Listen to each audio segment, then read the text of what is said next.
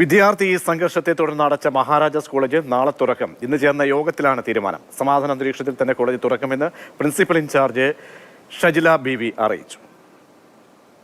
ഇന്ന് കോളേജിലെ നിലവിലുള്ള വിദ്യാർത്ഥി സംഘടനാ പ്രതിനിധികളുമായി നടത്തിയ മീറ്റിംഗിൻ്റെ അടിസ്ഥാനത്തിൽ നാളെ മുതൽ കോളേജ് തുറന്ന് പ്രവർത്തിക്കുന്നതിന് തീരുമാനിച്ചിട്ടുണ്ട്. എല്ലാ വിദ്യാർത്ഥികളും കോളേജ് നാളെ മുതൽ തുറന്ന് പ്രവർത്തിക്കണമെന്ന് ആവശ്യപ്പെടുകയും ഇവിടെ ഒരു സമാധാന അന്തരീക്ഷത്തിൽ തന്നെ കോളേജ് തുറന്ന് പ്രവർത്തിക്കുന്നതിന് തീരുമാനമെടുക്കുകയും ചെയ്തിട്ടുണ്ട്.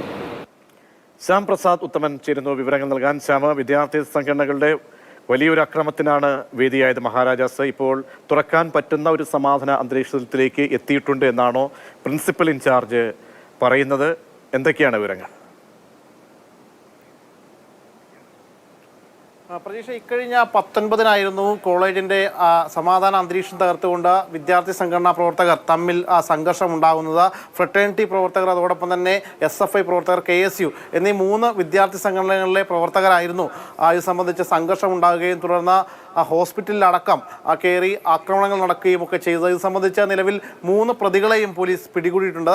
അതിനിടയിലാണ് കോളേജ് അനിശ്ചിതകാലത്തേക്ക് അടയ്ക്കുന്ന ഒരു തീരുമാനം ഉണ്ടാകുന്നു. തുടർന്ന് കോളേജ് പ്രിൻസിപ്പലിനെ സ്ഥാനത്ത് നിന്ന് മറ്റൊരു സ്ഥലത്തേക്ക് സ്ഥലം മാറ്റുകയും ചെയ്യുന്നു. അതിനുശേഷമാണ് പിന്നീട് കഴിഞ്ഞ ദിവസം PTA നേതൃത്വത്തിൽ യോഗം ചേരുകയും ആ യോഗത്തിൽ കർശനമായ നിർദ്ദേശങ്ങൾ തീരുമാനങ്ങൾ എടുക്കുകയും ചെയ്തിട്ടുണ്ട്. അതിൽ പ്രധാനമായിട്ടും വൈകിട്ട് 6 മണി കഴിഞ്ഞ് കോളേജ് ക്യാമ്പസിൽ വിദ്യാർത്ഥികളെ അനുവദിക്കില്ല.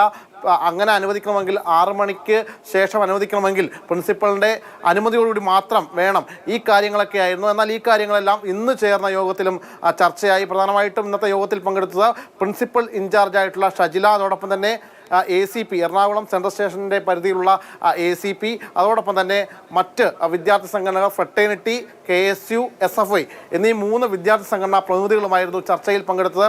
ഏകദേശം 2 മണിക്കൂറിലധികം നീണ്ട ചർച്ചയ്ക്ക് ശേഷമാണ് നാളെ കോളേജ് തുറക്കാം എന്ന ഒരു നിലപാടിലേക്ക് എത്തിയത്.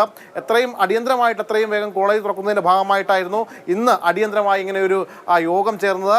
എന്തായാലും കോളേജിൻ്റെ ഒരു സമാധാന അന്തരീക്ഷത്തിലേക്ക് എത്തിയിരിക്കുന്നു എന്നതാണ്. ഈ വരുന്ന ദിവസങ്ങളിൽ കുറച്ച് ദിവസത്തേക്ക് പോലീസിൻ്റെ ഒരു നിയന്ത്രണം അല്ലെങ്കിൽ ഒരു നിരീക്ഷണം അവിടെ ഉണ്ടാകും. കൂടാതെ മറ്റ്, അതായത് വിദ്യാർത്ഥികൾക്ക് ID കാർഡ് ഉൾപ്പെടെയുള്ളവ നിർബന്ധമാക്കും. നിലവിൽ 5 സെക്യൂരിറ്റികളെ കോളേജിലേക്ക് അനുവദിക്കണമെന്ന് നേരത്തെ പ്രിൻസിപ്പൽ ആവശ്യപ്പെട്ടിട്ടുണ്ട്. അത് തത്വത്തിൽ അംഗീകരിക്കുന്ന മുറക്ക് സെക്യൂരിറ്റി സംവിധാനവും കർശനമാക്കുമെന്നാണ് പ്രിൻസിപ്പൽ ഇന്ന് വ്യക്തമാക്കിയത്.